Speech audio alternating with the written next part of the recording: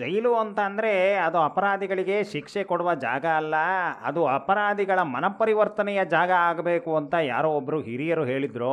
ಈ ರೀತಿಯಾಗಿ ಜೈಲು ಯಾವ ರೀತಿ ಮನಪರಿವರ್ತನೆ ಮಾಡುತ್ತೆ ಅಲ್ಲಿರುವ ಆರೋಪಿಗಳನ್ನ, ಅಲ್ಲಿರುವ ಜನಗಳನ್ನ ಅನ್ನೋದು ನಮ್ಗೀಗ ಸ್ಪಷ್ಟವಾಗಿ ಕಾಣ್ತಾ ಇದೆ. ನೋಡಿದ್ರಲ್ಲ, ಹಿಂಡಲ್ಗ ಜೈಲಿನಲ್ಲಿ ಕಾಸಿದ್ರೆ ಪ್ರತಿಯೊಂದು ಕಾಲಡಿ ಬಂದು ಬೀಳುತ್ತೆ ಅನ್ನೋ ಒಂದು ಪ್ರಕರಣ ಇತ್ತೀಚೆಗೆ ಎಲ್ಲ ಕಡೆ ಸದ್ದು ಮಾಡ್ತಾ ಇದೆ. ನೋಡ್ರಿ, ಅಲ್ಲಿರೋ ಖೈದಿಗಳು ಮನೆಯಿಂದ ದೂರ ಇರ್ತಾರೆ. ಅವರು ಯಾವ ರೇಂಜ್ಗೆ ಹೀಟಿಗೆ ಬಂದಿರ್ತಾರೆ ಅಂದರೆ, ಅವ್ರು ಕೇಳಿದ್ದನ್ನೆಲ್ಲ ಕೊಡದೆ ಹೋದರೆ ಅವರು ತಾವೇ ಗಲಾಟೆ ಮಾಡಿಕೊಂಡು, ಹೊಡ್ಕೊಂಡು, ರಕ್ತ ಬರೆಸ್ಕೊಂಡು, ಚುಚ್ಕೊಂಡು, ಕೋರ್ಟಲ್ಲಿ ಹೋಗಿ ನಿಂತ್ಕೊಂಡು ಪೊಲೀಸವರೇ ಇದೆಲ್ಲ ಮಾಡಿಬಿಟ್ರು ಅಂತ ಹೇಳ್ತಾರೆ. ಹಾಗಾಗಿ ಅವ್ರಿಗೆ ಟೈಮ್ಗೆ ಏನು ಬೇಕೋ ಅದನ್ನು ಕೊಡ್ತಾ ಇದ್ದರೆ ಅವರು ಯಾರ ಮೇಲೆ ಕಂಪ್ಲೇಂಟು ಮಾಡೋದಿಲ್ಲ, ನಮಗೆ ಕೋರ್ಟ್ಗೆ ಹೋಗಿ ನಿಂತ್ಕೊಳ್ಳೋ ತಲೆನೋವು ಇರೋದಿಲ್ಲ ಅಂತ ಯಾರೋ ಒಬ್ಬರು ಹಿರಿಯ ಅಧಿಕಾರಿಗಳು ಹೇಳ್ತಾ ಇದ್ರಂತೆ. ಹಾಗಾಗಿ ಇಲ್ಲಿ ಗಾಂಜಾ, ನಶೆ, ಮೊಬೈಲು, ಸೆಕ್ಸು ಎಲ್ಲ ನಡೆಯುತ್ತೆ ಅನ್ನೋದನ್ನು ದೊಡ್ಡವರೇ ಒಪ್ಕೊಂಡ್ಬಿಟ್ಟಿದ್ದಾರೆ.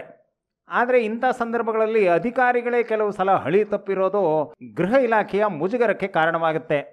ಇಂಥದ್ದೊಂದು ಕೇಸು ನೆನ್ಮೊನೆ ತಾನೇ ನಡೀತು. ಪಾಪ ಅದು ಯಾರೋ ಅಮ್ಮ ಜಯಶ್ರೀ ಅನ್ನೋರು ವಿಪರೀತವಾಗಿ ಎಲ್ಲದನ್ನು ಮಾಡೋದಕ್ಕೆ ಹೋಗಿ ಜನಗಳ ಮುಂದೆ ತಮ್ಮ ಮರ್ಯಾದೆನ ತಾವೇ ಹರಾಜು ಹಾಕ್ಕೊಂಡ್ರು. ಅಲೋಕ್ ಕುಮಾರ್ ಅವರು ಪರಪ್ಪನ ಅಗ್ರಹಾರದಲ್ಲಿ ಜೈಲಧಿಕಾರಿಯಾಗಿ ಈ ಒಂದು ಜವಾಬ್ದಾರಿಯನ್ನು ವಹಿಸಿಕೊಂಡಾಗ ಜೈಲಲ್ಲಿ ನಡೆಯೋ ಅಕ್ರಮಗಳನ್ನು ತಡೀತೀವಿ ಅಂತ ಹೇಳಿದ್ರು.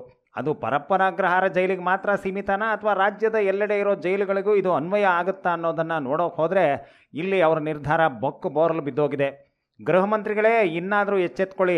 ಅಪರಾಧಿಗಳ ಮನಪರಿವರ್ತನೆಯಾಗಬೇಕಾದಂಥ ಜೈಲುಗಳು ಅಲ್ಲಿ ಬೇರೆ ಎಲ್ಲ ಐಷಾರಾಮಿಗಳನ್ನು ಅವರು ಕೊಟ್ಟು ಅದನ್ನೇ ಒಂದು ರೆಸಾರ್ಟ್ ರೀತಿ ಮಾಡ್ಕೊಂಡ್ಬಿಟ್ಟಿದ್ದಾರೆ ಜೈಲಿಗೆ ಹೋಗೋದಕ್ಕೆ. ಹಾಗಾಗಿ ಎಲ್ಲ ಆರೋಪಿಗಳು ತುದಿಗಾಲಲ್ಲಿ ನಿಂತಿರ್ತಾರೆ. ಅಯ್ಯೋ, ಜೈಲಲ್ಲಿದ್ರೇನೋ ಆಚೆಗಡೆ ಇದ್ರೇನೋ ಎರಡೂ ಒಂದೇ ನಮಗೆ ಅನ್ನೋ ಥರ. ಹಾಗಾಗಿ ಕ್ರೈಮ್ ರೇಟ್ಗಳು ಜಾಸ್ತಿ ಆಗ್ತಾ ಇದ್ದಾವೆ. ಈ ಕಡೆ ಸದ್ಯದಲ್ಲೇ ಗೃಹ ಇಲಾಖೆ ಗಮನ ಹರಿಸಬೇಕು. ಇಲ್ಲದೆ ಹೋದರೆ ಹೊರಗಡೆ ಇರೋರೆಲ್ಲ ಜೈಲಲ್ಲಿ ಹೋಗಿ ಸೆಟ್ಲಾಗಿ ಬಿಟ್ಟಿ ಕೂಳು ತಿನ್ಕೊಂಡು ಮಜಾ ಮಾಡಿಕೊಂಡು ಐಷಾರಾಮಿ ಜೀವನ ನಡೆಸ್ತಾರೆ. ಇಷ್ಟು ಹೇಳ್ತಾ ಇಲ್ಲಿನ ವಿನೋದ ವಾರ್ತೆಯನ್ನು ಮುಗಿಸ್ತಾ ಇದ್ದೀನಿ.